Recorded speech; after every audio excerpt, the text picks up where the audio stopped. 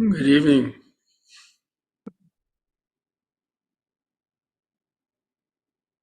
Kohomada Bante? Honday ginawa. Ika honday. Where is Mr. Ganipula? You know, this is the Christmas time, so he has office functions. Okay. Actually, I have to get back into my. Okay, Bante. Yeah. See. Judah, where are you? Help me out here. I always have this problem of getting out of that YouTube thing. Just in case, because of course next week I'm of course. So yeah, I want you to try. Maybe you try that. Did you fix it, Bhante? What is it? The problem? I think I fixed it to get out of that YouTube feedback thing. Yeah. So you just close the window that was behind there.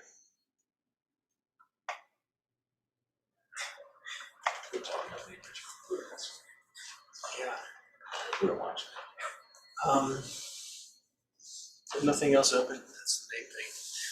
Don't want any browsers open in the background.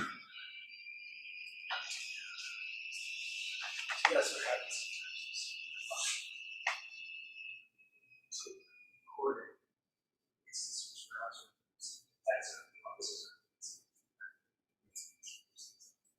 Once you just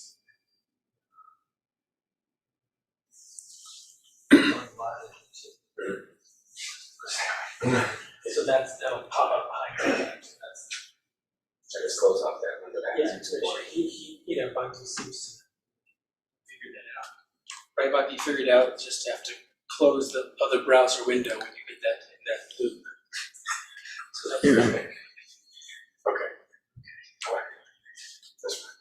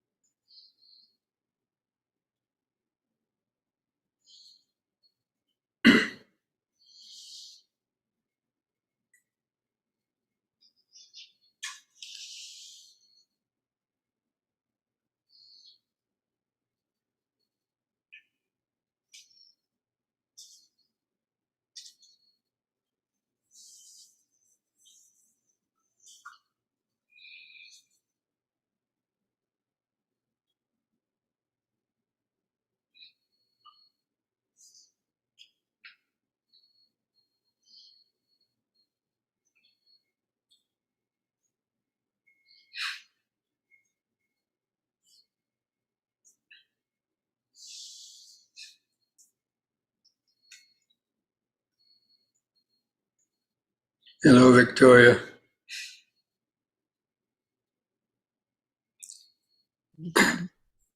Hi, Bhante. Good evening. Good evening.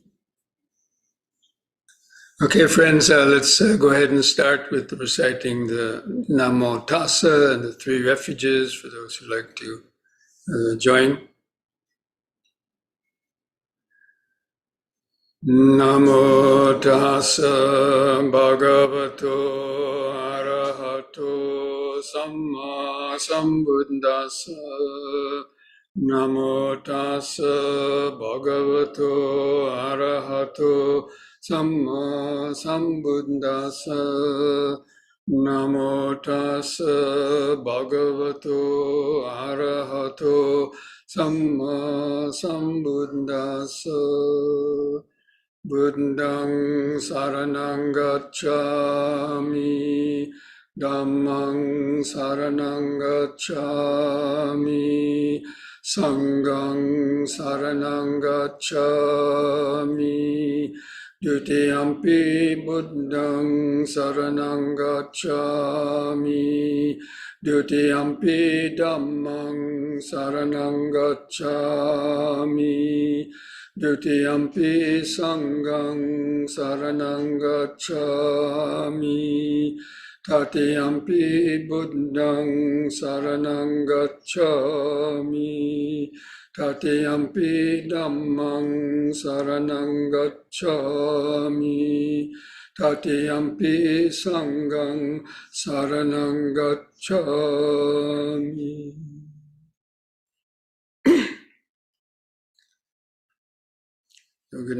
Good evening, everyone, to this Wednesday evening's Dhamma discussion and meditation practice. So this evening we are going to continue on in our study or review of the Mahachattarisutta, Sutta, which is the sutta on what is called the Great 40. Now, we went over most of the sutta in the last week, and I hope most of you were either there or you got the mailing on Monday with the attachment and were able to read that sutta, because it takes several readings to kind of understand that sutta. But basically, it revolves around the Noble Eightfold Path, and especially around how right view is the first step of the Noble Eightfold Path, and that there's two other factors that are considered to be the most important ones with right view. That means right view, right effort, and right mindfulness. Those are considered to be the three, what Bhante Gunaratana calls the three pillars of the Eightfold Path. You could imagine, let's say, a house with, the rafters being the 8 steps or the 5 steps of the Eightfold Path, but the three pillars that hold up the rest of the Eightfold Path are right view, right effort, and right mindfulness. So we talked about that already last week.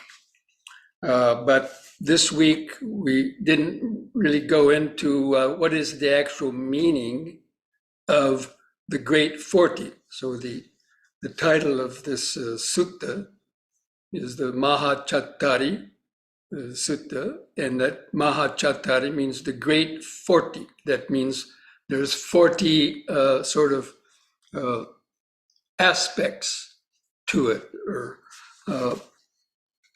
and that's what's difficult for people to understand just on a cursory kind of reading or examination of the sutta. But it stands basically, there's 20 of those factors are the wholesome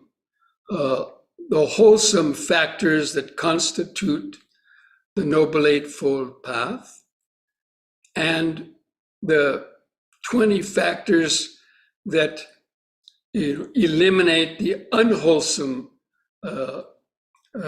aspects, or what do you call the unwholesome factors. So again, that's a little bit, I'm just going to briefly review it. But, And in the sutra, it says, the right view comes first. So the right view, as we all understand, is the first step of the Eightfold Path. Because we have to have some understanding of what we're going to do if we want to practice the Eightfold Path. So right view is, I'm not going to go into all the details of the right view, but basically there's what are called the mundane right view, or the mundane Eightfold Path, and the supramundane Eightfold Path. And so the right view of the mundane Eightfold Path, or what we call the ordinary view of anybody who's not attained the first stage of enlightenment, they are practicing the mundane Eightfold Path, which considers as the right view is understanding about karma, understanding about the rebirth, understanding about, there's good actions and bad actions and the result of our actions, and other wholesome aspects of, like practicing generosity, that, these things have value and are considered to be ways of developing and strengthening our mind. But basically, right view overcomes what is called the wrong view. And the wrong view are sort of the opposites of the right view. Basically, right view means understanding the Four Noble Truths. The right view of the suffering, the different aspects of suffering, and what is the cause of suffering. That means the ignorance and the craving and the accumulation of negative karma that has brought all of our problems and sufferings in this life, and which generate even the rebirth. So that's the right view is normally defined as understanding the Four Noble Truths, even from the mundane level, intellectual, let's say the intellectual level. So the wrong view helps to overcome, the right view helps to overcome the wrong view. And then a right intention helps to overcome wrong intention. Right speech helps to overcome wrong speech. And right, action helps to overcome wrong action, and with the rest of the factors of the Eightfold Path. And so anyway, coming back to these 20 factors on the wholesome side, actually, we talk about the Eightfold Path, but actually there's a tenfold path. The supramundane Eightfold Path is actually the supramundane tenfold path. But only the Arhat has accomplished these extra 2 steps, which constitute the 9th and 10th steps of the path. So the Eightfold Path is, the mundane. The people practicing who have not reached the stage of a sotapanna are practicing the Eightfold Path. Person who is practicing has reached the stage of the sotapanna and onwards to the full enlightenment are practicing the tenfold path. That means right knowledge and right liberation. And so it takes some extra study to understand that. So that's why this can be confusing to people who have not studied the teachings, very much. So the tenfold right factors are again, right view through all the way through the right deliverance, being the 10th. And then the wholesome states that originate from each of those wholesome states. That means the wholesome states that originate from them. So they're the path factors themselves, like right view, and then the wholesome qualities that come out of having right view, and then the right intention, the wholesome factors that come from having the right intention, and then right speech, So anyway, this may be a little bit confusing to people, but and then the 20 wrong factors. So there's 10 are the 10-fold right factors, and then the wholesome states that arise from each of those 10 wholesome factors. And then there's the 20 wrong factors, wrong view through wrong deliverance. Because, that's why the Buddha left his former teachers and went to, discover his own teaching about the Eightfold Path. So the Buddha had been practicing with the Vedic sages who had the idea of Brahma and Atman, the soul, and especially their meditation on formless jhanas.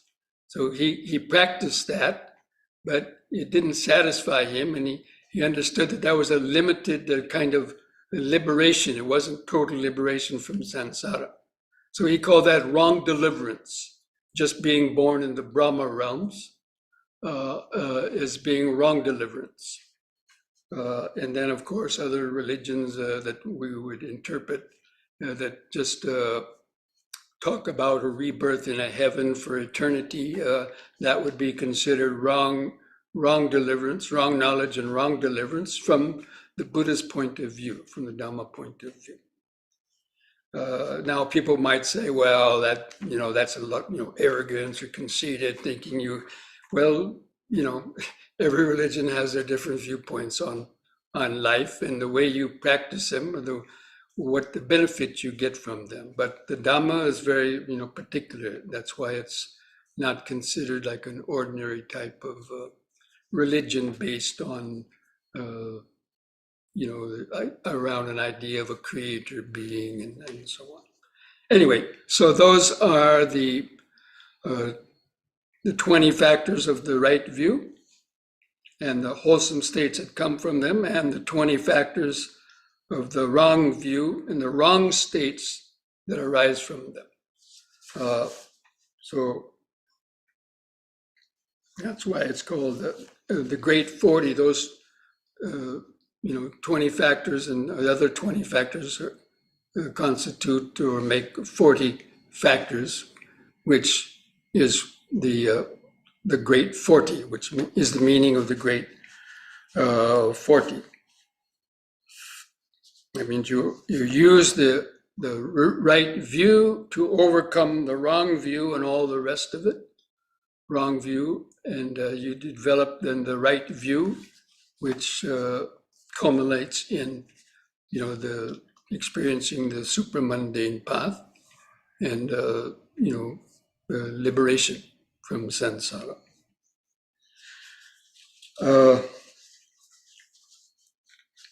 Now, I wanted to talk a little bit more now about the right view, or what I mentioned as the deepest meaning of the supramundane right view.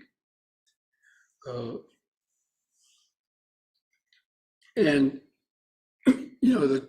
the teachings of the Buddha, the cornerstone of the teachings of developing insight, are the insight into impermanence, suffering, and no self. And no self is really the deepest level or meaning of a right view. Having the right view that the five aggregates, that means our body and mind and everything in the world, don't have any definite owner or controller, and they're just created out of causes and conditions. And the idea of a permanent owner of your mind, or the idea of a soul, usually when people talk about a soul, they believe, or at least in certain religions, they say, your soul is going to go to heaven and live in eternity with your God or something like that. There's different beliefs like that. Or your soul is going to go to hell for eternity. Well, what they mean by that usually is it's the idea of their self, that their idea of, like right now you have the feeling that you're a somebody there. You're somebody. You're born somewhere, you have your identities and so on. So, that feeling of I, or what the different aspects of I, me, or mine, which is in our consciousness, that is, basically, the clinging to that theory of self, thinking that that is something static and eternal. I mean, there's different beliefs in it, exactly what it is, and so on. But that's the key to the liberation, and the clinging to the sense of the self, which is sakkaya ditthi. So the fetters that hold our mind to samsara, the first and biggest one is the sakkaya ditthi, the belief that I am the owner of this body is mine, my feelings are mine, my perceptions are mine, and you identify your whole world is identified around your self-identity.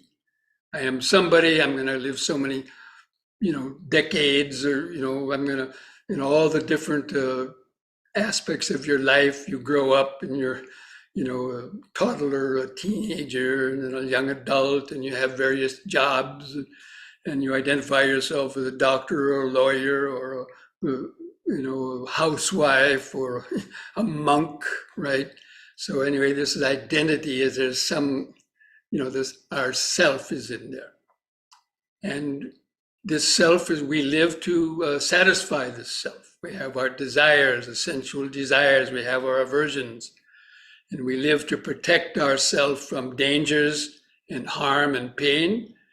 And in order to do that, we seek out, sensual pleasures and so on.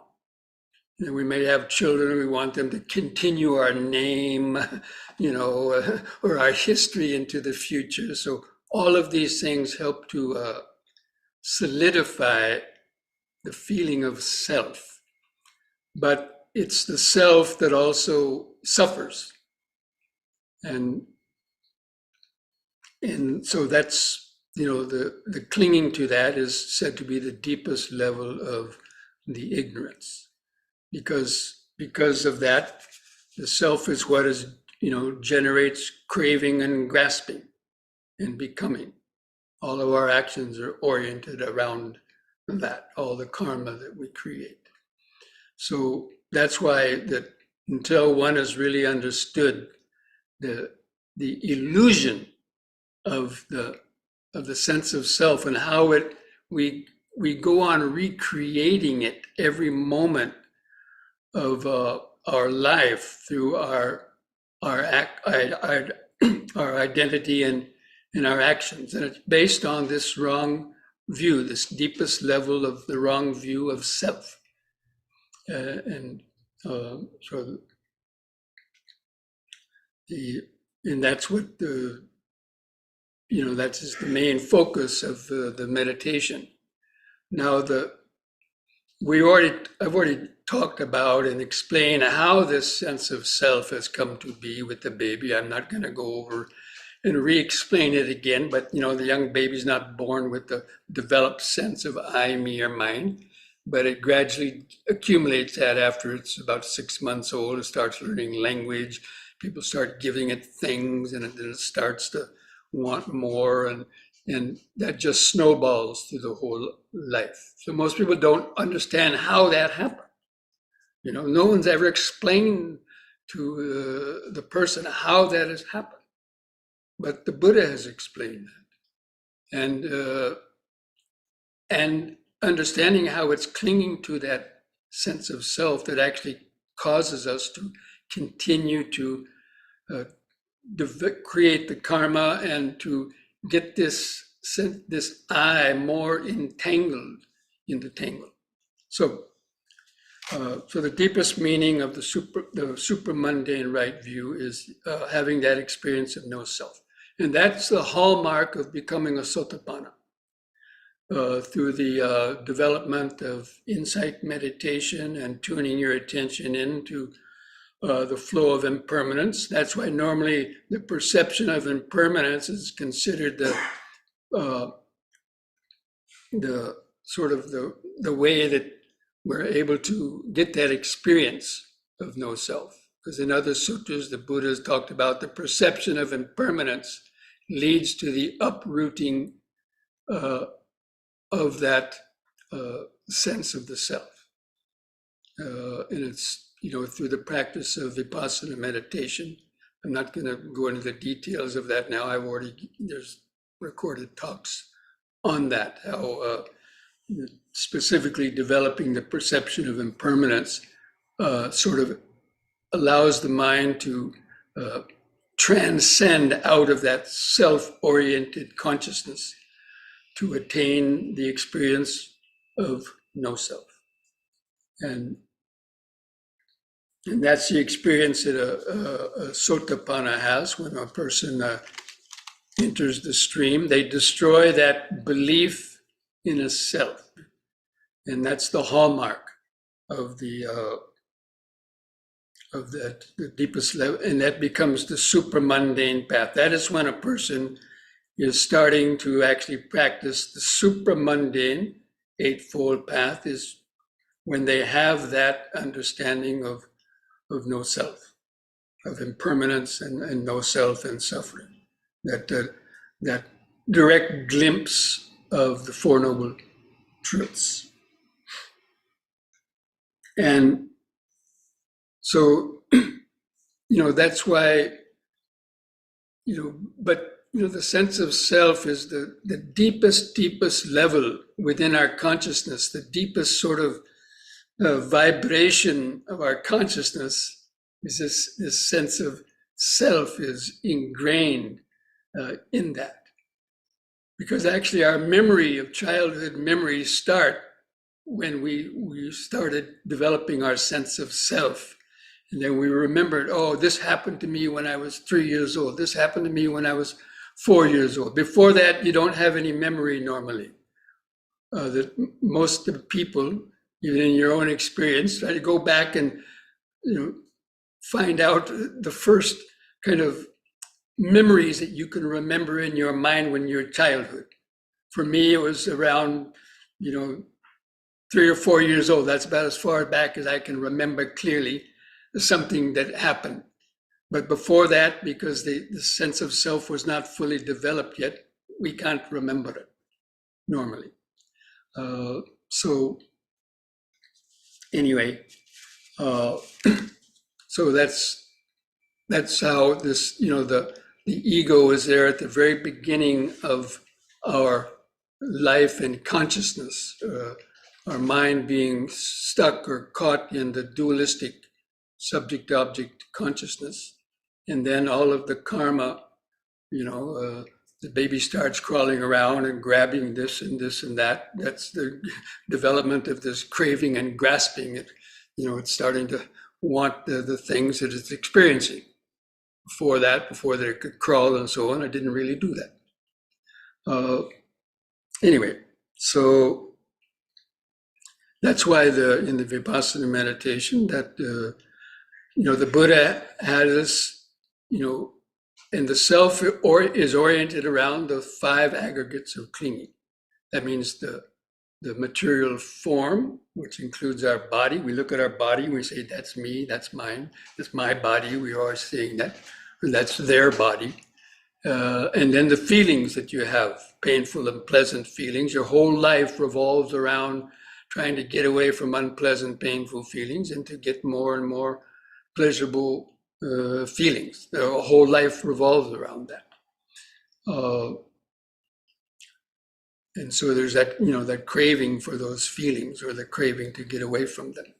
And then our perceptions, that means what we see and how we remember things and our memory. And then our actions, karmic actions. But these are all created through the past conditioning. That's the thing.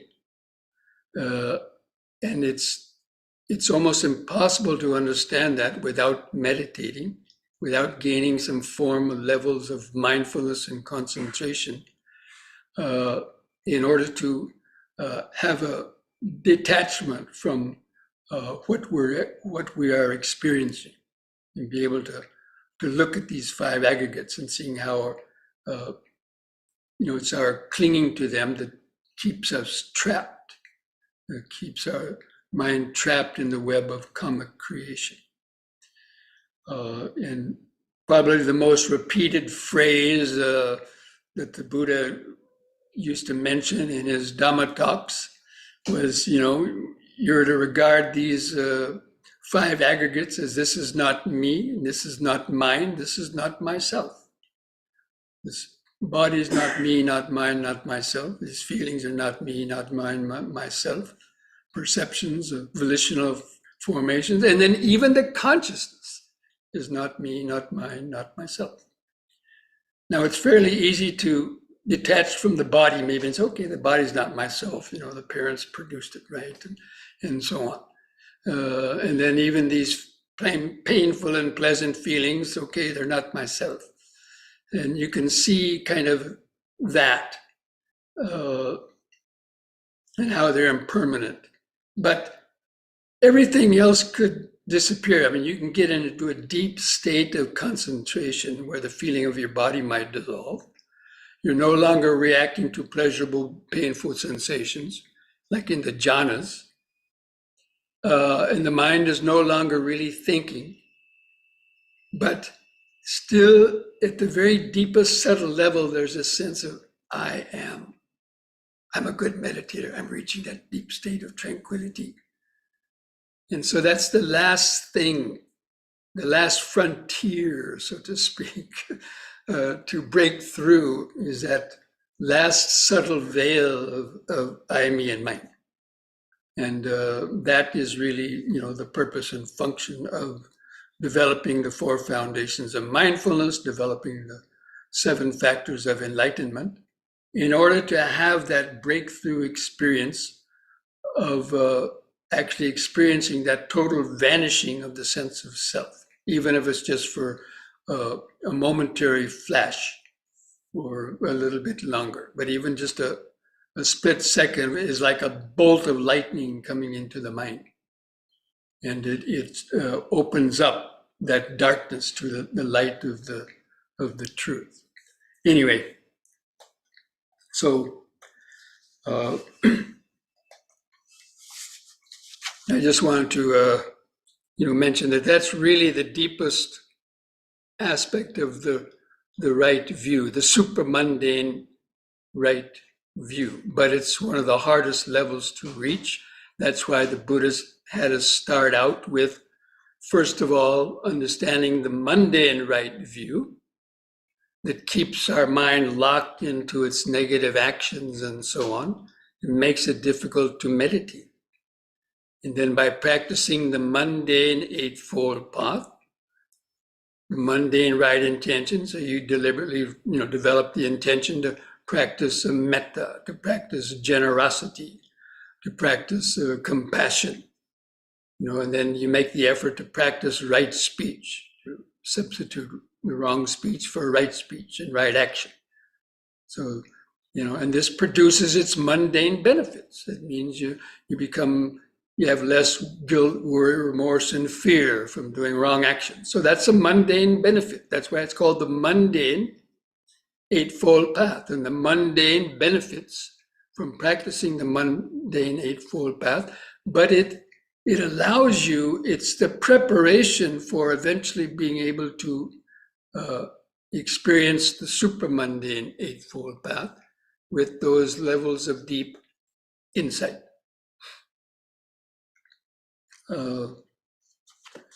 So anyway, now having said all that, because I've talked about these things many times over in the past, but because it's so deep for the average person to understand, you have to go over it and study it over and over and over again to really try to understand it. And That's why just a cursory examination of the suttas is usually, not enough, and that you have to be able to see how all the different pieces of the puzzle, so to speak, all the different aspects of the Eightfold Path and the practices of meditation and all the other things that you read about and all the lists of, wholesome mental states. You have to understand how they fit together in the big picture of suffering and how to get out of the suffering. Okay, friends, so I'm going to finish here with this sort of conclusion of this sutta, but I want to have time to open it up to any questions that you might have.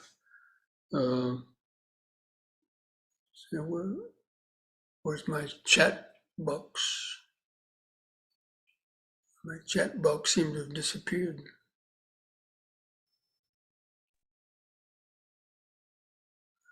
Bhante, Yes. when there is wrong view, when wrong view comes to mind, it's really hard to, we know that this is the right view is this way, but it's hard to put it to the right view, right, Bhante? How to do that? Well, it's hard if you don't know how to do it, or if you haven't practiced it. Yes, it is. Because until you've seen how tricky the mind is and how it tricks you into doing things that you don't want to do, then it's going to be very difficult to be able to gradually change the wrong view. And actually, the wrong view is not changed until you actually reach Sotapanna, because that's the real definition of right view, is the right view of the Four Noble Truths, especially from the supramundane aspect. Because the Buddhas have mentioned that too quite a lot in different suttas. I can't find the chat box on my taskbar anymore.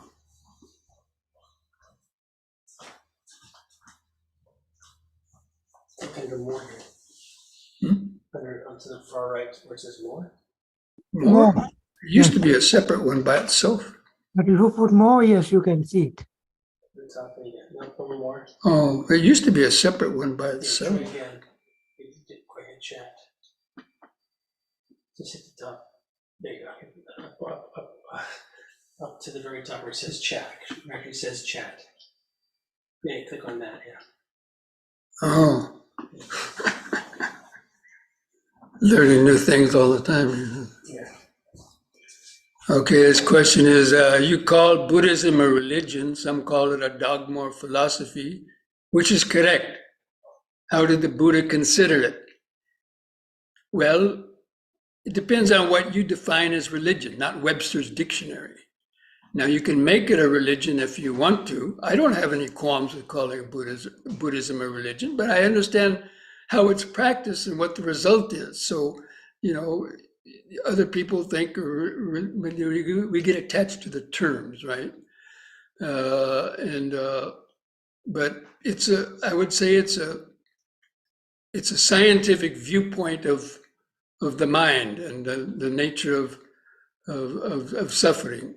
So, I don't know if it fits any of those categories. It could fit all of them or none of them, depending on the way a person interprets it, basically. So the Buddha called it the Dharma. He didn't call it Buddhism. The Buddha never mentioned the word Buddhism.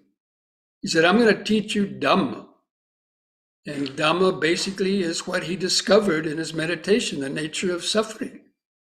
So people will make a religion out of it, but the Buddha, didn't necessarily, he was teaching people how to attain freedom from suffering, and call it what you will. He just called it Dhamma and called it suffering and the end of suffering. That's what he taught. A lot of people would come to the Buddha and accuse him of believing in different things. He says, look, I teach you two things, suffering and the end of suffering. That's all I teach. And if you look through his teaching, then that's what, all of his teachings are based on that, on the Four Noble Truths. Understand what suffering is, what is the cause of suffering, that there can be an end to suffering, and the way to live, think, and meditate will bring an end to suffering.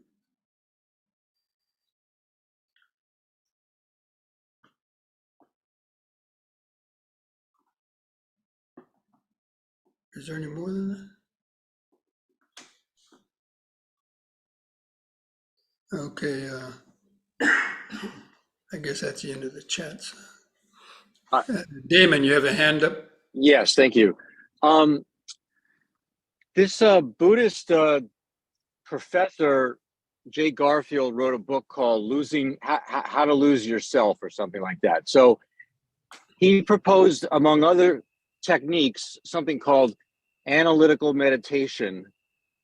And he gave an example where he contemplates the emptiness of an object. Anyway, I don't understand. What does that mean, analytical meditation? It sounds different than what we do here.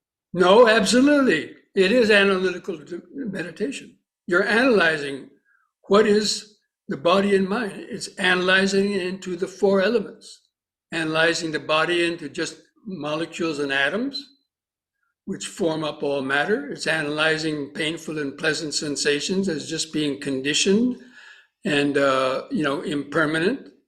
You're analyzing the five aggregates is analytical.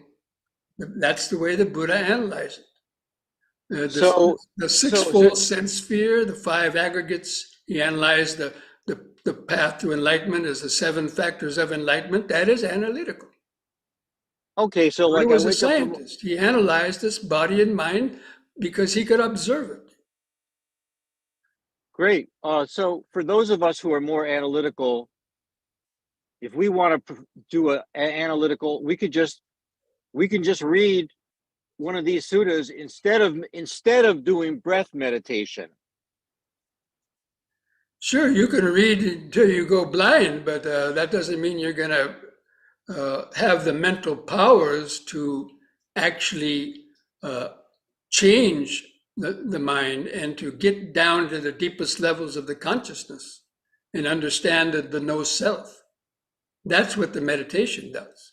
So the analytical is hopefully to give us the motivation to actually want to practice the direct observation. The right view, again, is three levels of it. Intellectual right view, that would include the analysis. Also the Chintamaya Panya, the thinking about it, would also include that sort of analysis, but at some point, the analysis stops and you have direct observation. The same way as a scientist could analyze, the body and, blood cells and have an idea of what's going on. But when he actually looked into a microscope and actually saw the microscopic movements of cells and DNA and molecules and even atoms, then he get a much deeper understanding, right? Right. Okay, well, that's what the meditation provides, that deepest understanding. Thank you.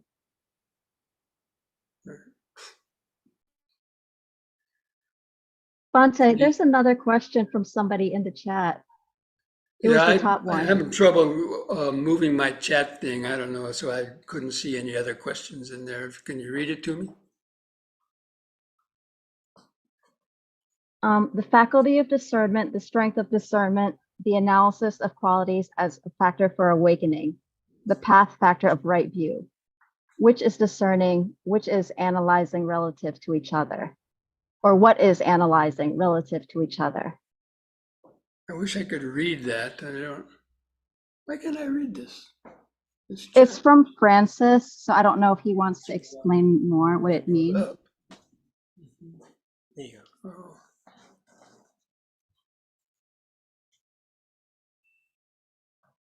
Yeah, okay, this question is about that. The Buddha mentions the faculty of discernment, the strength of discernment, analysis of qualities. That's a factor of awakening. That's what's called actually the second factor of enlightenment is called Dhamma Vichaya.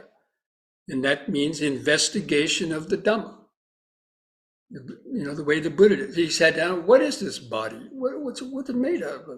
And that's how we saw it. It was just cells, atoms, molecules, you know, creating these four elements of earth, water, fire, and air, and how everything, the mind creates everything out of those vibrations. That's the analysis. But it wasn't just that. It was because he had the jhanic power. He had that concentration of the jhana to actually see, like looking down through an electron microscope. So yeah, that's thanks for putting up that quote there, Francis, about that. There's where the Buddha mentions these analysis. But that's part of the Chintamaya Panya. Thank you, everybody. I don't get any. Okay, friends, I think we'll go ahead and bring this to a close. Take a small break, and then we'll come back and you know, get into the body with some breathing and yoga, right? And go from the body into the mind in the meditation.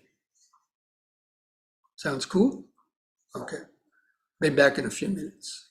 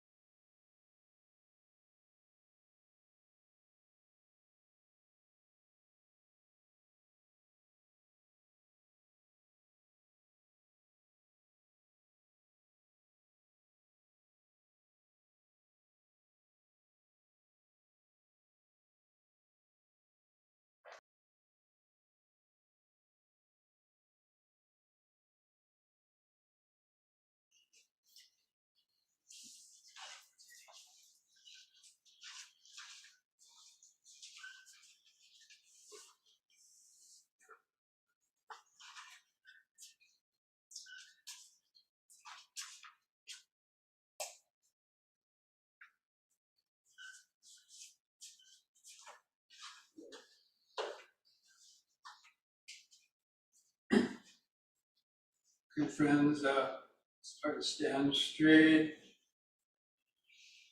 Relax your shoulders and arms at the sides. Just gently close your eyes. Feel your feet pressing the floor. Start to feel the height and the weight of the body over the feet.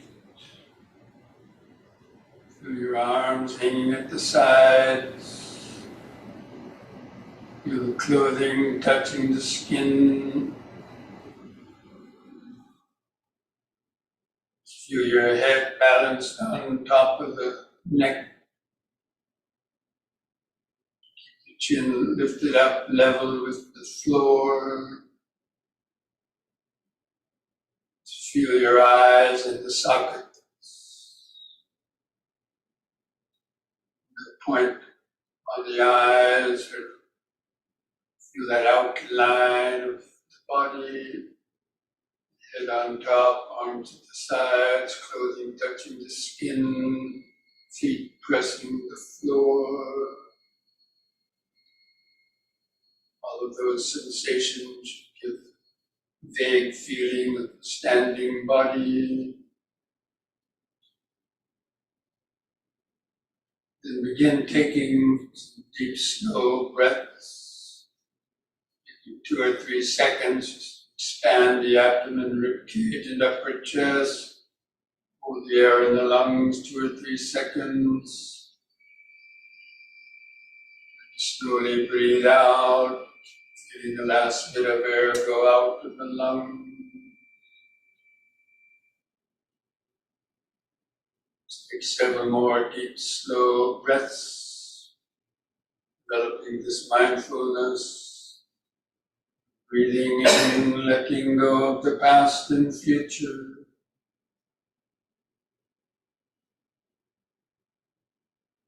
Breathing out, standing here and now.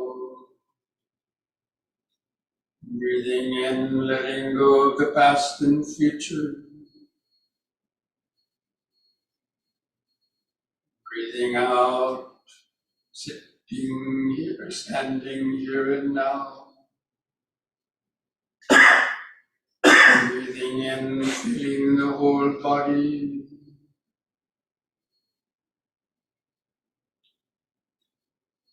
Breathing out, feeling the whole body.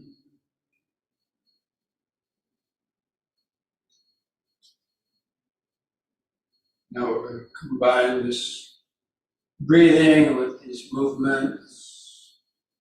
The movement while breathing in, holding the position for 2 or 3 seconds, returning to the starting point on the out breath. Repeating each one 3 times. Whole time, just keep the tension in the body, feeling the sensations generated by the breathing and stretching. So with the next in breath, raise the arms over the head, interlock the fingers, turn the palms up, straighten your arms, stretch the head back, stretch upwards. Feel the sensations. Out breath, palms down, touch the top of your head. Again, in breath, palms up, straighten the arms. Stretch up, bend back a bit. Feel the sensation. Out breath, touch the top of the head. Third time, in breath. Hold the upward stretch longer, bend back a little more. Feel the arch of the spine, sensation. Release the fingers, out breath, arms back to the sides. Close the eyes, feel all the sensation, especially in the hands and fingers, clothing touching the skin, your arms and chest. remember standing.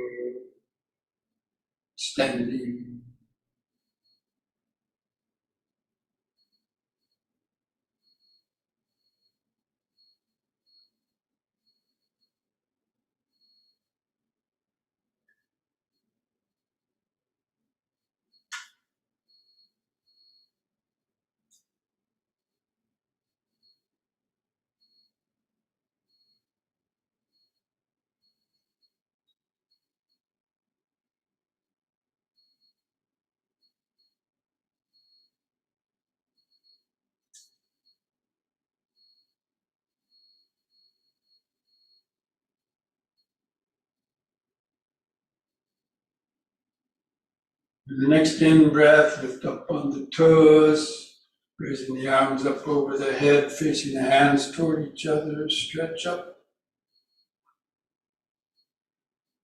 Out breath, come back down. Feel a sensation, arms and fingers. An in-breath up. Stretch. Out.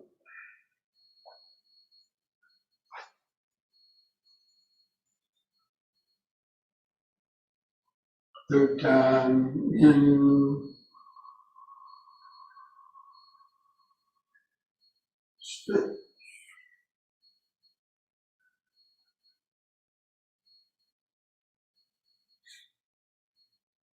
Out.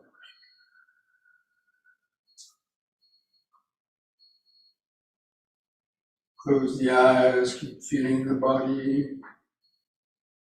You feel the outline of the body in the mind's eye. Closing, touching the skin. You increase heartbeat, breathing quickly, each sensation. Letting go of your thought. Let the thoughts come and go in the back of the mind.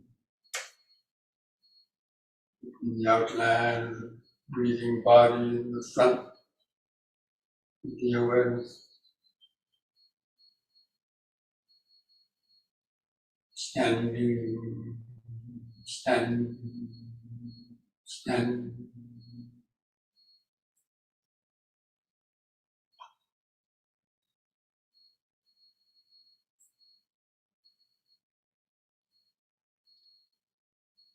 Next we'll do side bending, using both arms. On the in-breath, raise both arms up. And keep your fingers and arms straight, close to your head. On the out-breath, bend over the right side, as far as you comfortably can, keeping the arms and hands parallel to each other, like a railroad track. In-breath, lift up. On the next out-breath, bend to the other side.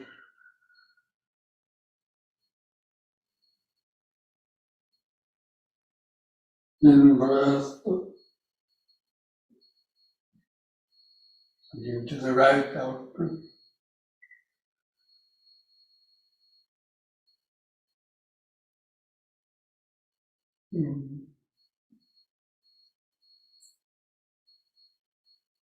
Out.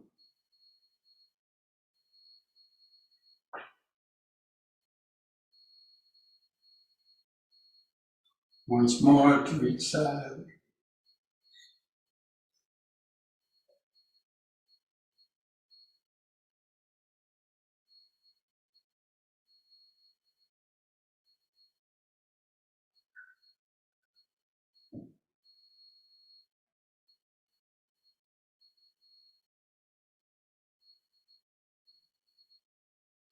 Out breath, lower the arms. Close the eyes, feel the body. Feel the increased sensations, vibrations. All those vibrations are just basically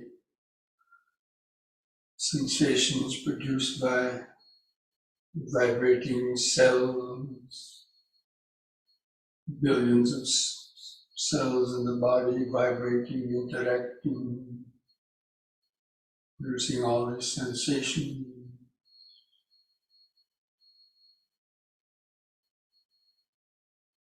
Part of the right view.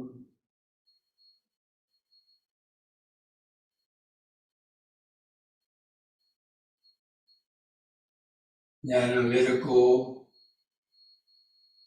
right view. This body that you think is solid is just basically billions of cells, molecules, atoms. It's just energy. The supramundane right view of the body.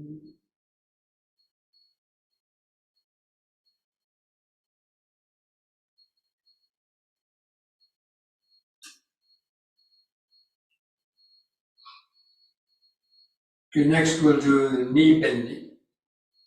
On an in-breath, lift up on the toes, arms up front.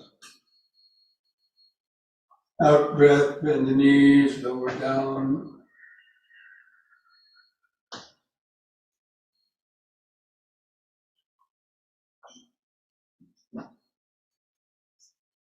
The in-breath, feel the muscles in the legs, pushing the body up.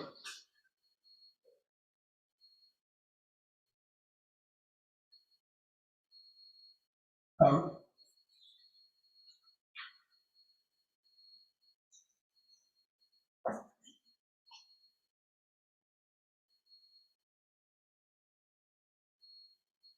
In.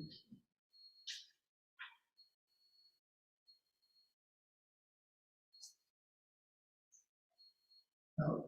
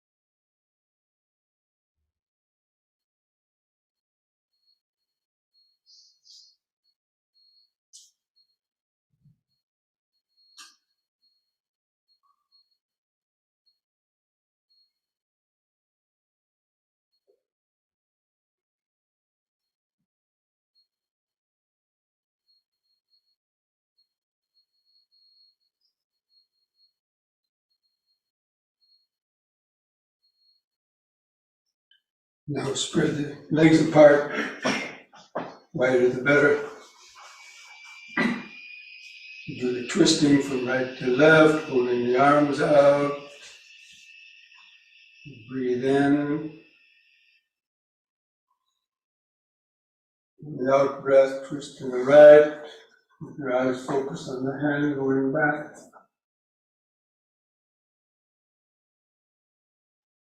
In breath back to the front. Let your feet turn with the body and twist to the left side. Out breath.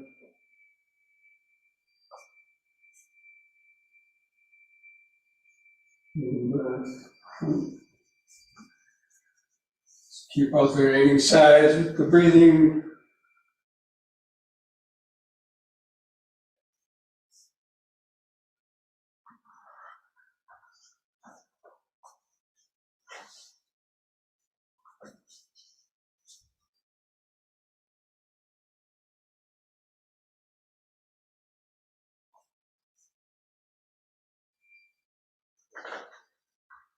Once more to each side.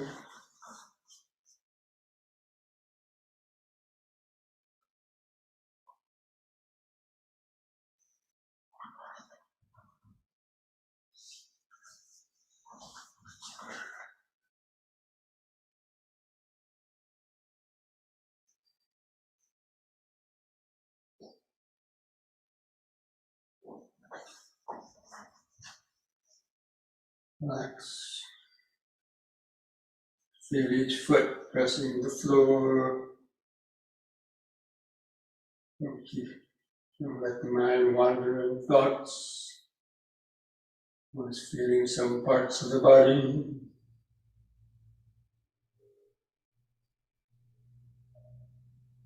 It's the right effort. Keep your attention focused on the body.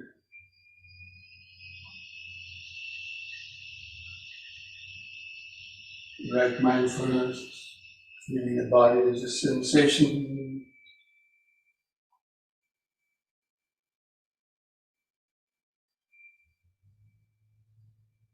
Four elements: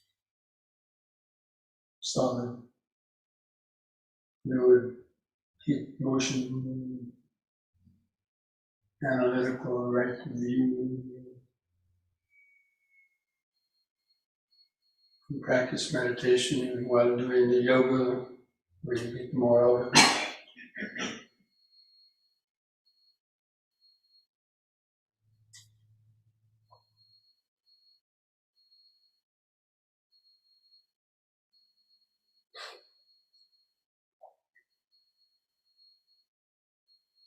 Now place the hands together at the chest.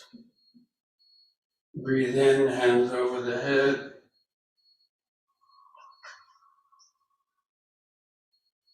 Out breath, hands to the chest, bend the knees, lower down.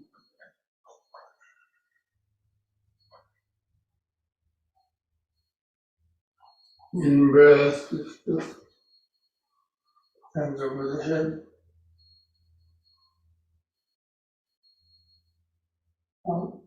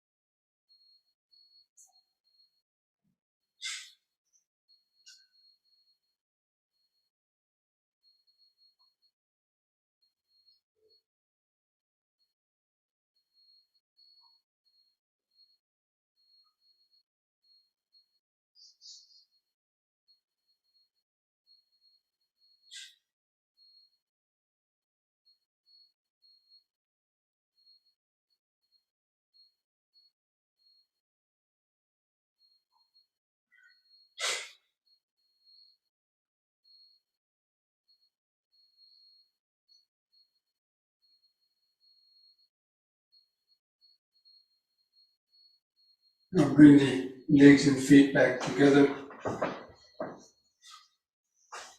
And stand straight. Do the head turning from right to left. The in-breath. Turn the head to the right, look over the right shoulder. Turn your eyes further to the right, see something further behind you. Out breath. Turn the head 180 degrees back to the left, look over the left shoulder. In breath back to the right. Concentrate into the neck vertebra. Imagine you feeling that loosening up. Out left.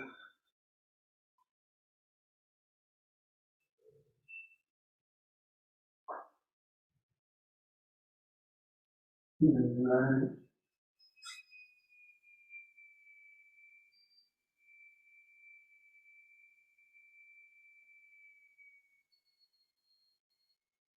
Out left.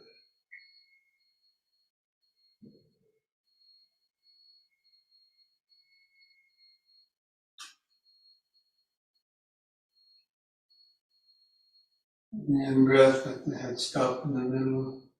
Feel the whole body. Remember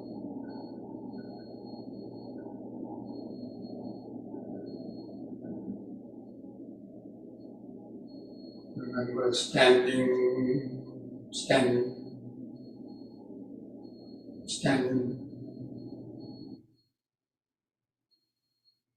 We're going to do one last backward and forward bending exercise. It's quite powerful, so just be careful with the back bend, not to bend back too far the first time. You hold the hands in front so the edges of your hands touch each other, palms facing outwards.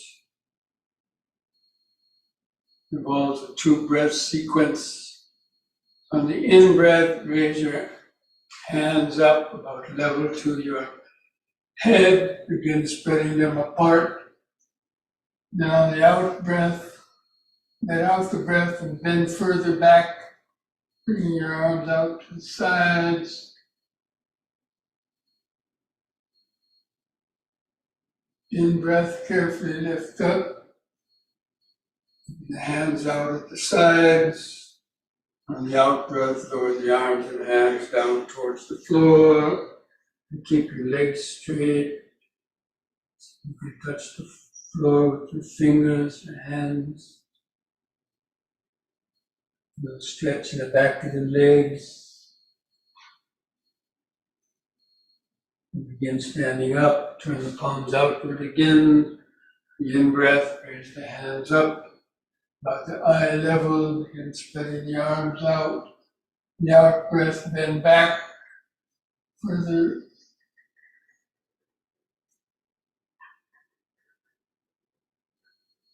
In breath, lift up. Your body shaking. Out breath, lower the hands down towards the floor.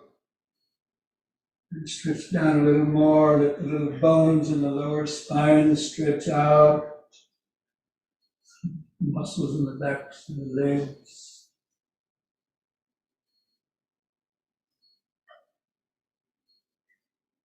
Again, standing up, in breath, raising the hands up to the sides on the out breath.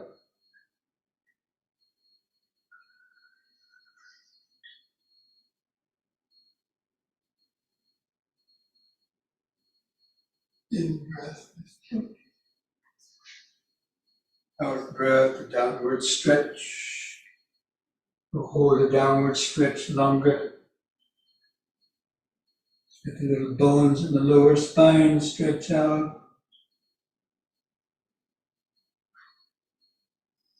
And the muscles in the back of the legs. All the sensations.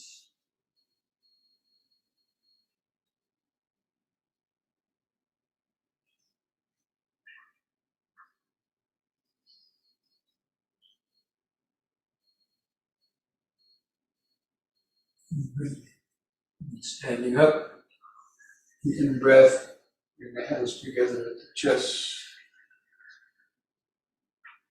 The out breath, hands back to the sides. Feel the whole body vibrating, pulsating. I feel or imagine the whole body has been washed and bathed. Healing life force, the oxygenated blood, all cells.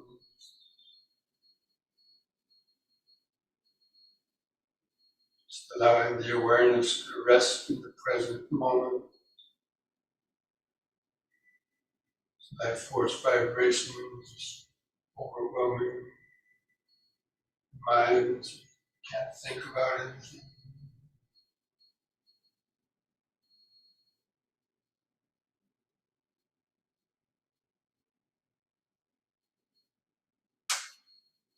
Present moment, body centered awareness.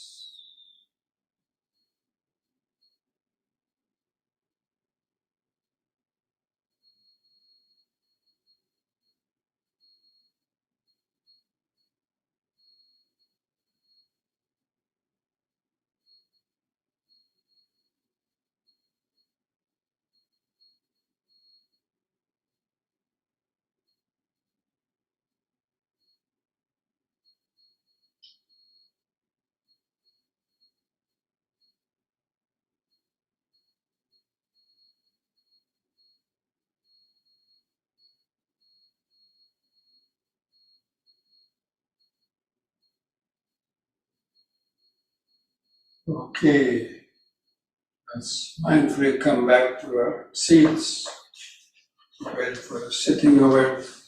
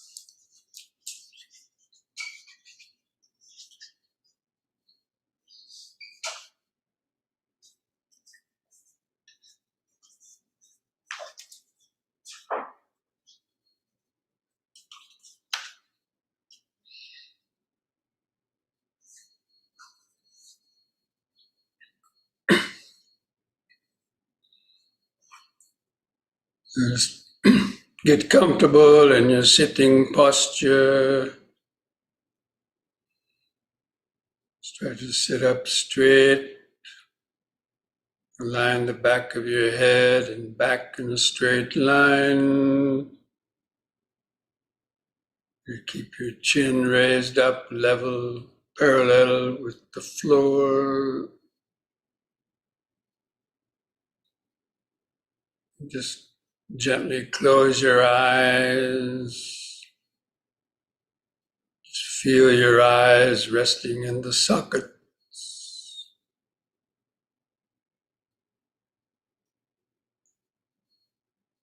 Feel your face muscles, or the face, relax the face muscles.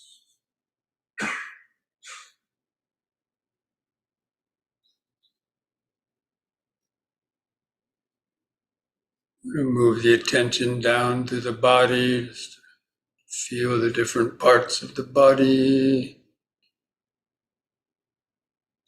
Feel your lips touching together.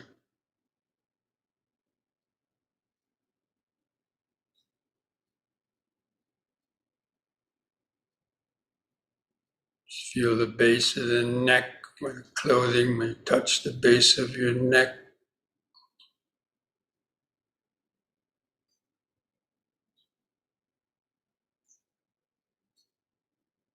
And relax the shoulders.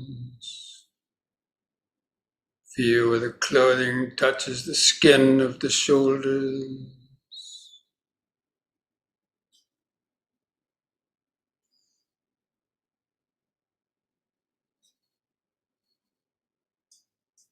Feel the weight of the arms hanging from the shoulders. The clothing touching the skin of the upper arm.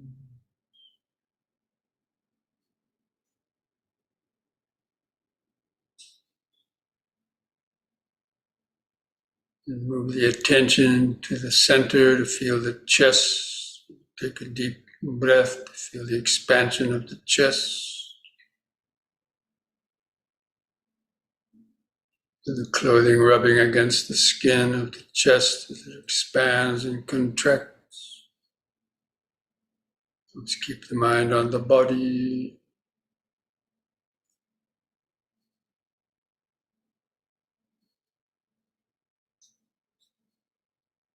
And feel the clothing touching the stomach area. And take a deep breath to feel the clothing rubbing against the skin of the stomach.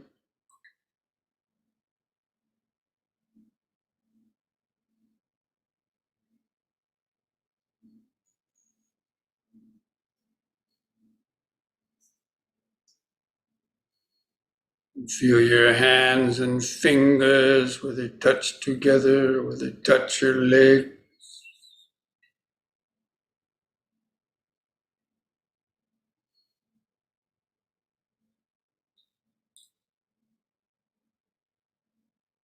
Just mentally remind yourself of sitting, sitting.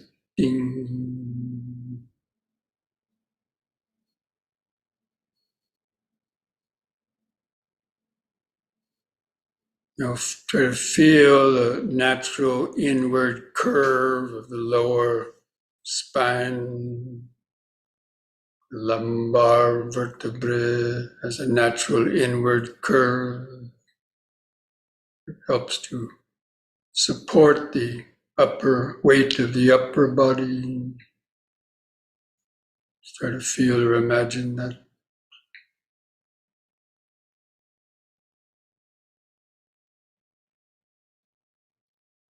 So if you can imagine the spinal column going from the base of your spine up to the back to the base of your skull.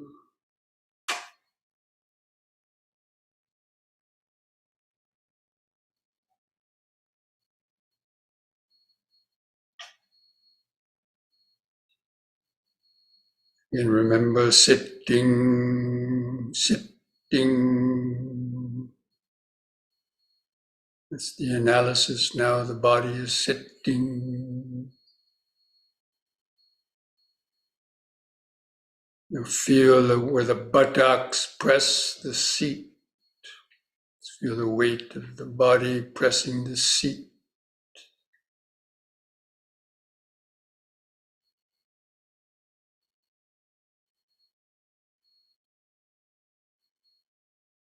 And remember sitting, sitting.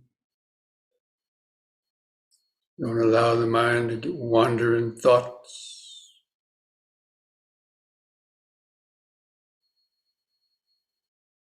Now feel the way the knees are bent and the legs tucked underneath.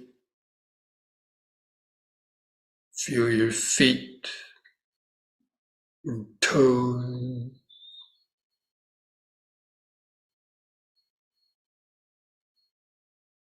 Try to feel the subtle tingling sensation in the feet and toes.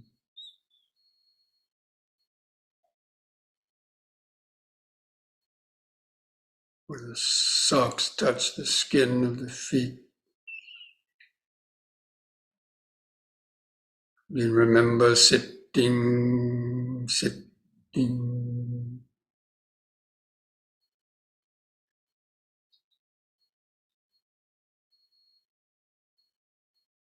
Now allow the awareness to move back up and rest just behind the eyes. Kind of looking through the eyes to feel the outline of the sitting body. The eyes closed, it's like you can actually see the inside of your face. The outline of the sitting body, the head on top, arms at the sides, clothing touching the skin, feet pressing the floor. That's body-centered awareness. Just try to hold that outline of the sitting body in the mind's eye. It's as though you're looking into a mirror. Feel that silhouette of the sitting body. Just remember sitting, sitting, sitting.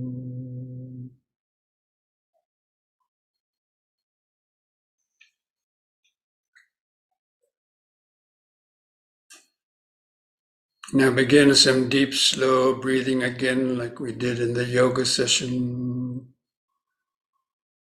Taking 2 or 3 seconds to expand your abdomen, rib cage, and upper chest. Hold the air in the lungs for 2 or 3 seconds. And on the out breath, feel the last bit of air go out of the lung. Just take a few more deep breaths like that, developing this mindfulness. And breathing in, letting go of the past and future.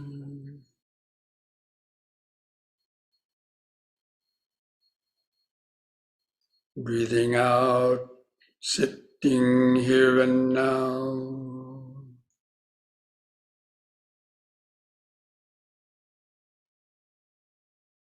Breathing in, letting go of the past and future.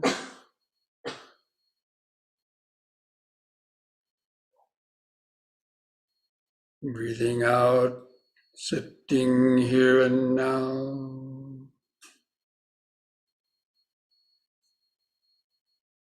Breathing in, feeling the whole body.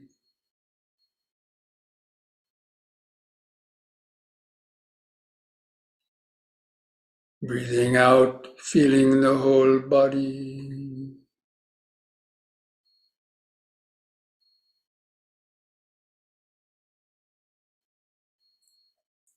And now we're going to count our breaths from 1 to 10, try to develop a more continuous concentration on the breathing. Try to take slightly deeper breaths if you can. You'll feel it easier with the next expanding in breath. Mentally count to 1. I'll do the counting for you. Just try to follow that. On the contracting out breath, also count to 1. Feel the last bit of air go out. The next in breath, 2.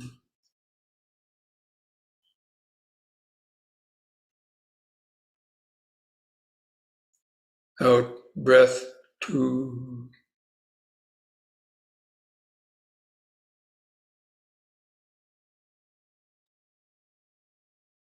In 3.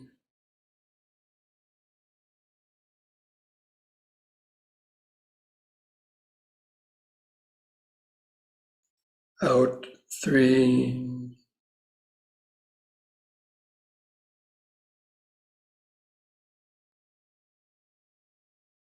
In 4.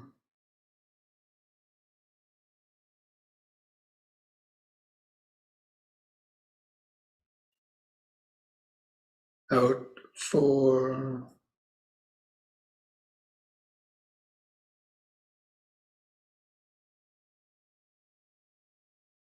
In 5.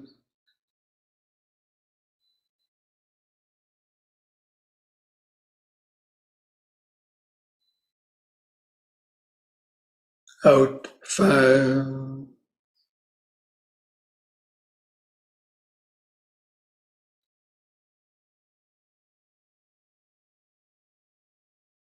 In 6.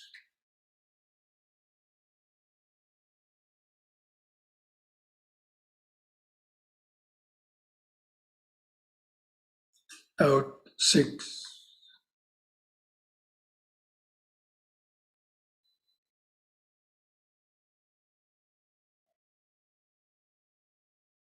in 7,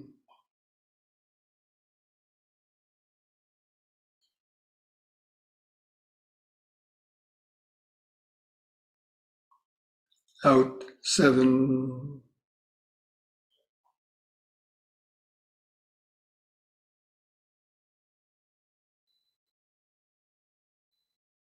in 8,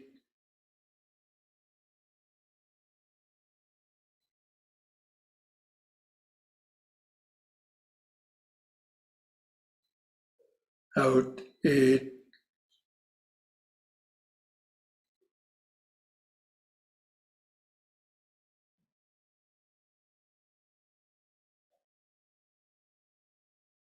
in 9,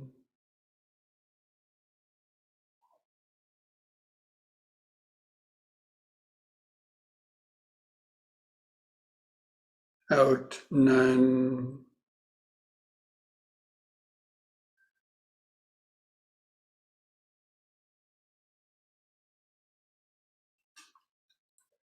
in 10,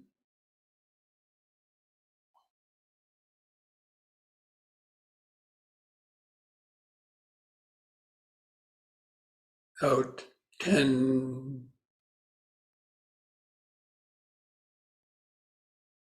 now discontinue the counting. So let your breathing return to its uncontrolled, shorter, irregular rhythm. But continue to feel it, to observe it. Keep your attention focused in the center of the body. To feel the residual expanding and contracting movements of the abdomen, stomach area, rib cage, or the chest.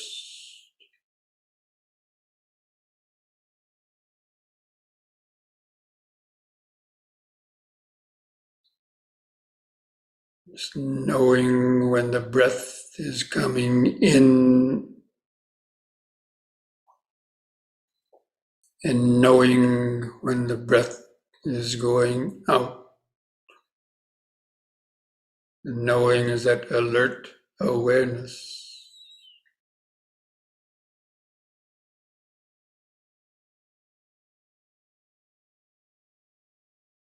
Just tune in to the 4 phases of each breath cycle. The expanding in breath and the brief pause.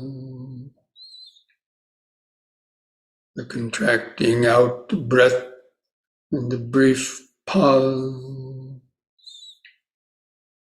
Just over and over and over again.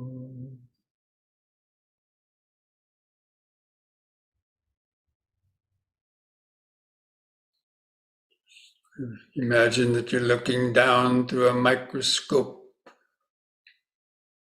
observing the experiment of breathing. This breathing is caused by the expansion and contraction of the rib cage and chest.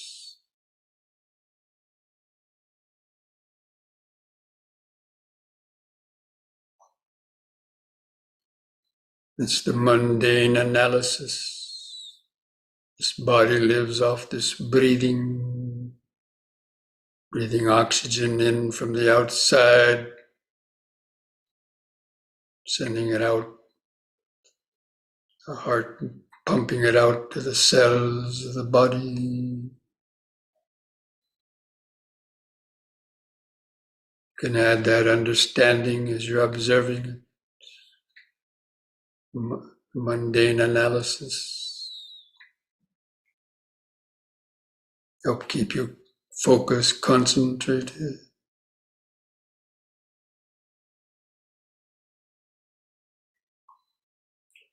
And to help stay focused, you can use these brief mental reminders of in sitting, out sitting. It's the ongoing, continuous, present moment of this body. in sitting, out, sitting, breath by breath, moment by moment, cultivating mindfulness and concentration.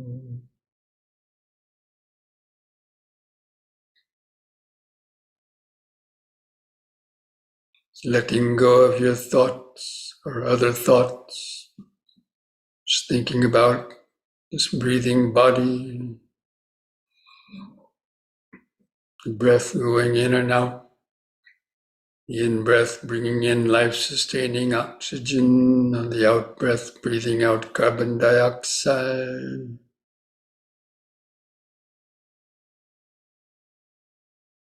Adding that analysis helps you to stay focused. It's applied, sustained thought.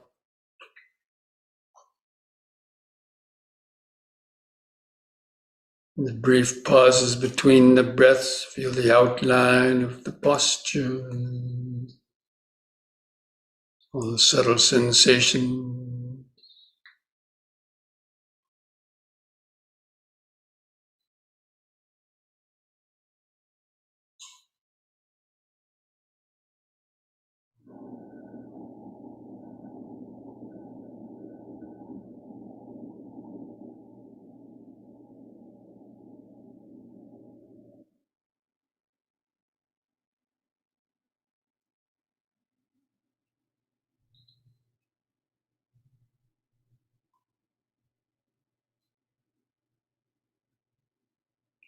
Be alert for thoughts trying to sneak in and steal your attention away.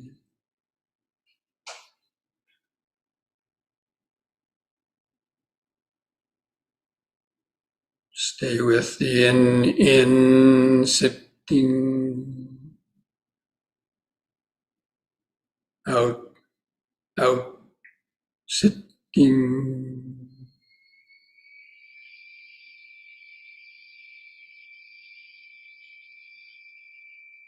Try to notice how each breath is different, sometimes longer, sometimes shorter.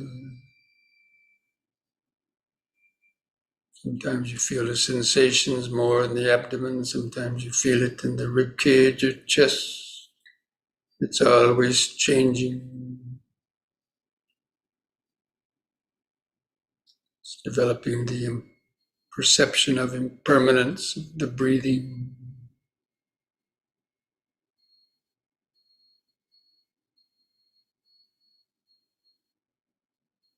Continually changing process.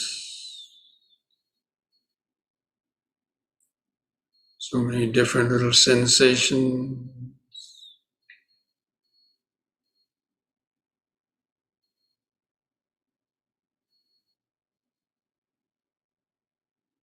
Notice the pauses between the breaths. Sometimes they're longer or shorter.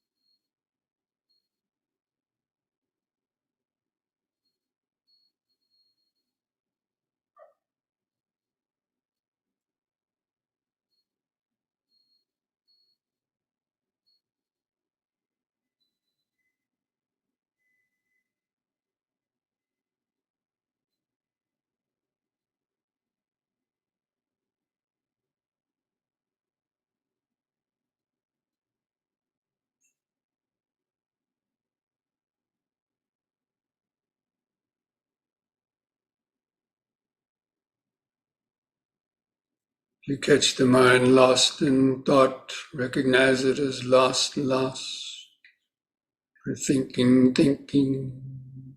It's Let go of the thoughts. Take a deep, slow breath. Bring the mind back to in, sitting. Out, out, sitting.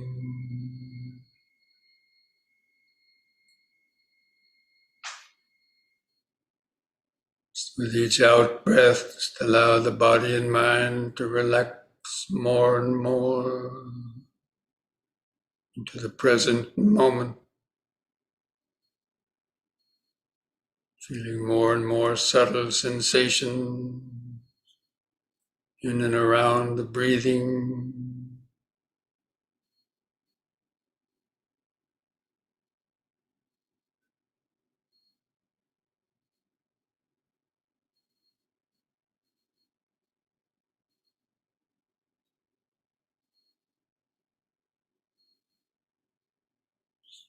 Just turn up the power of the mental microscope. Notice more and subtler sensation coming and going in and around and through this breathing body. Feel subtle pulsations of the heartbeat, tingling sensation, itchy sensation, little pinpricks sensation.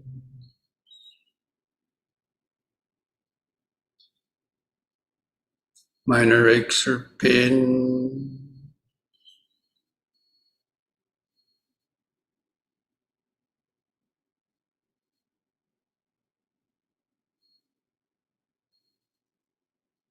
The more sensations you can notice, the less time for your mind to get lost in unnecessary thought of the past or future.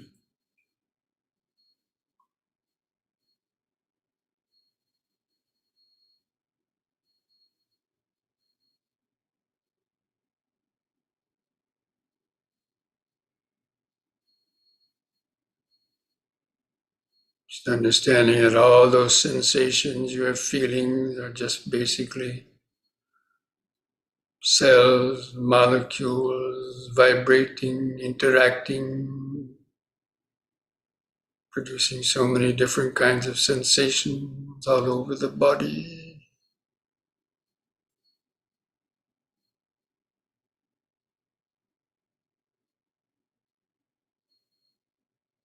There's the analytic right of view, but you're actually feeling it. It's not just thinking about it.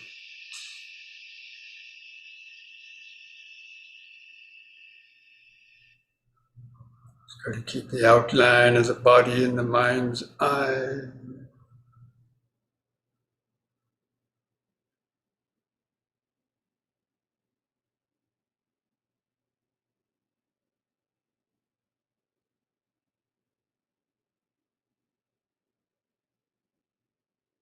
And feel some pleasant sensation. Might feel some unpleasant sensation.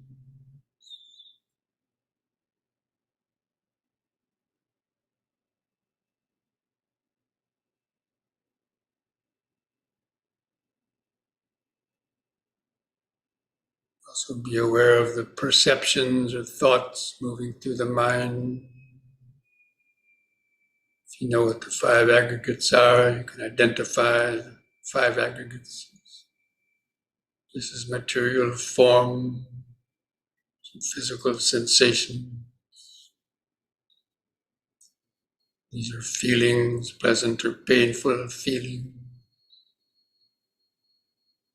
This is perception, any mental images, names and labels of objects coming into your mind. If there's any urges to move or thoughts, those are mental formation.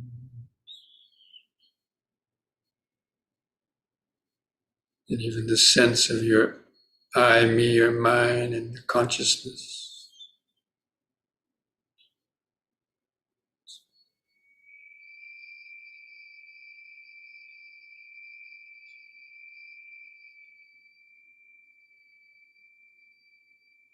learning to identify these aggregates as just occurring on their own, as part of the right to view, how they're constantly changing.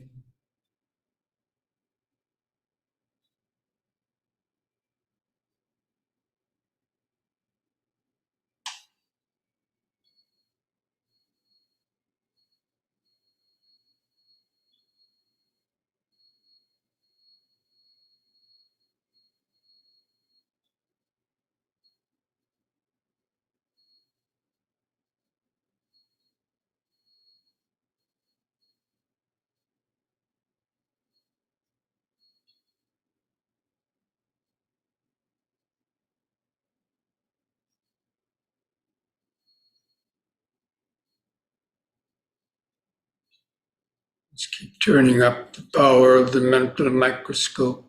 Notice more and subtler sensations. Notice how quickly everything is changing. All the bodily sensations are changing. And our thoughts, perceptions, constantly just arising, changing, vanishing.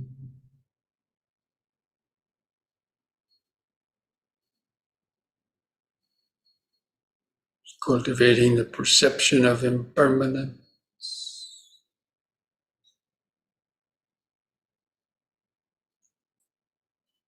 First level of supramundane right to view.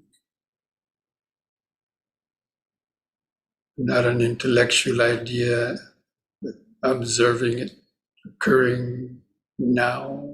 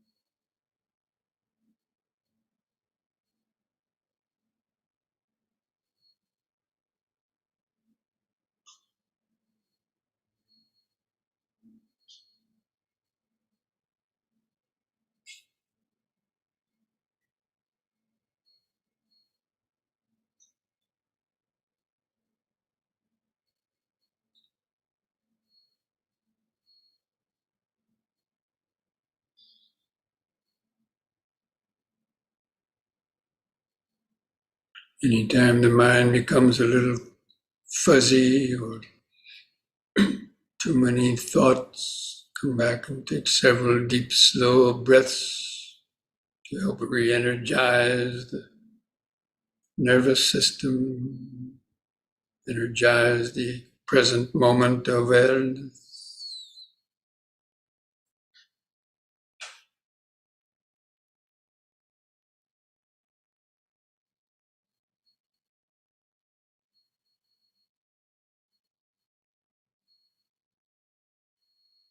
In sitting,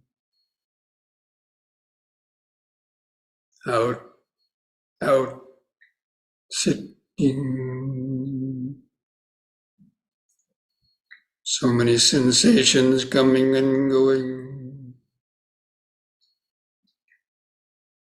sounds coming and going, pleasure, painful sensations coming and going, urges, thoughts, ideas coming and going,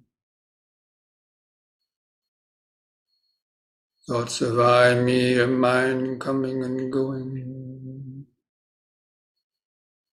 These five aggregates are the body and mind in constant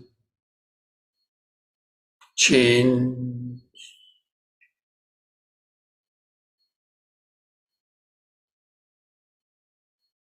basically just occurring on their own, having a life of their own.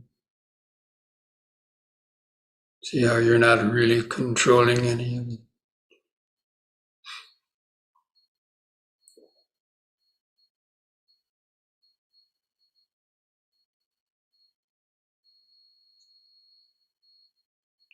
It's cultivating that analytic understanding of this. His body sensations are not mine, his feelings are not mine, perceptions, thoughts are not mine, consciousness is not mine. This impersonal, physical and mental phenomenon going on according to the law of karma.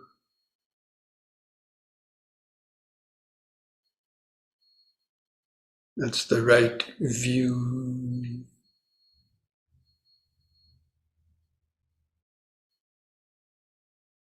If you have a good of awareness of that, just try to become like an empty house with nobody home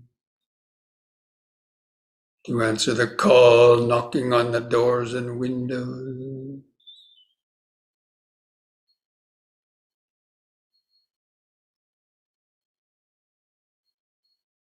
But there's a sensitive microphone in the house that knows,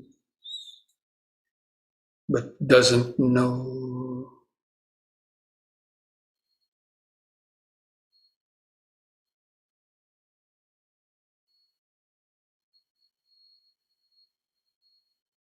Just allow that last little remaining sense of I or me to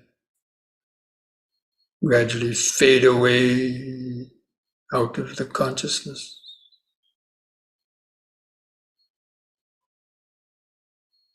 Like the last bit of ice from an ice cube melting and becoming the whole bowl of water.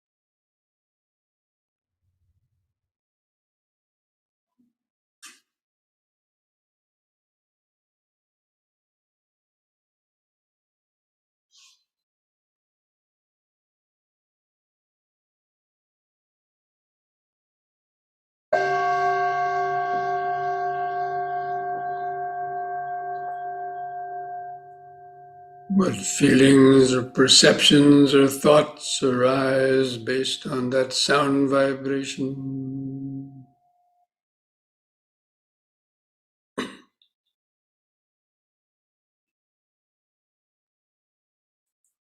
Sabbe sankhara anicchati yada panyaya pasati atanibindati dukkhe esamaggo visuddhiya. Dukkha patta jani dukkha, bhaya patta jani bhaya, sokha patta jani sokha, hontu sabbe pipanino.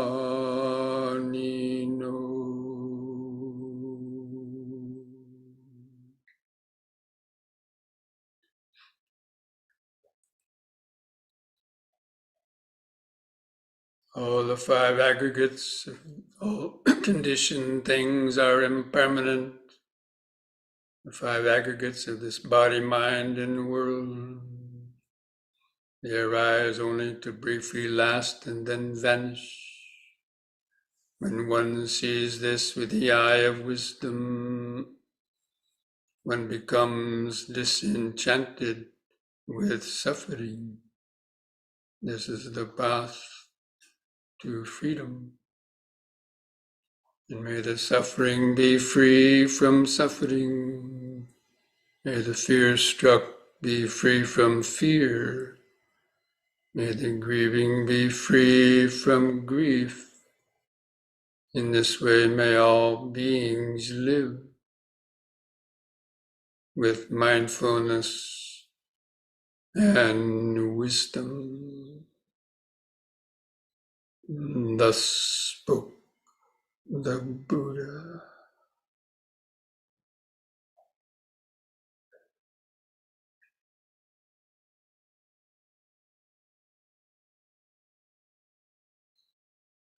Now I invite you to close this meditation by joining and chanting the word sadhu 3 times. Slowly we do that chanting on long out breaths. Try to feel those vibrations in the body and mind, vibrations of the present moment. Take a deep breath.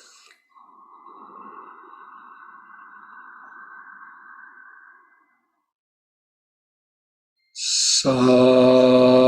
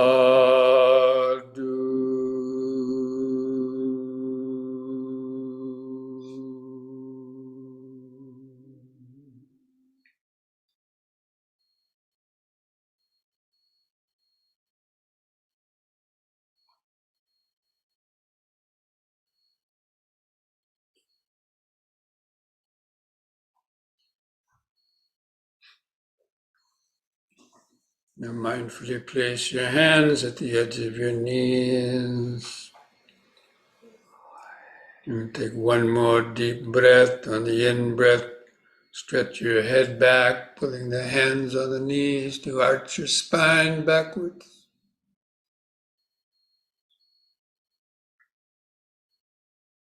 And lift the head up on an in-breath. On the out-breath, press your chin to the top of the chest to stretch the neck vertebra.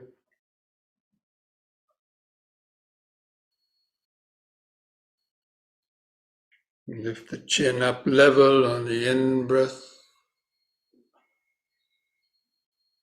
And relax on the out-breath. Put a smile on your face.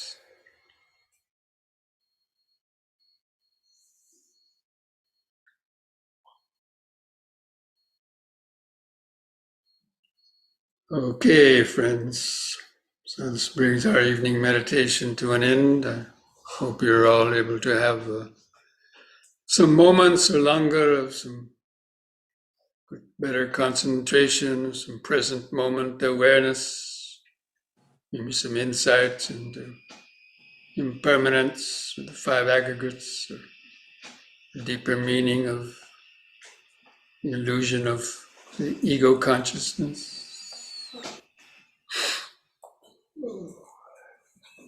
Okay, friends, so try to keep up your meditation practice during the week. And practice, especially try to practice the M&Ms during the day.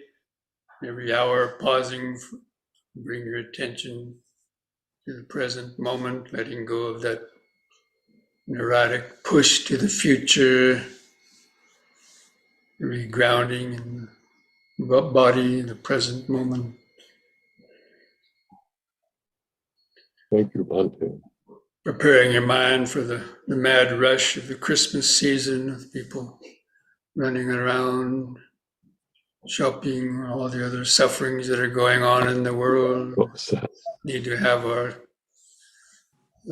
mind always relaxed and centered and remembering the Dhamma.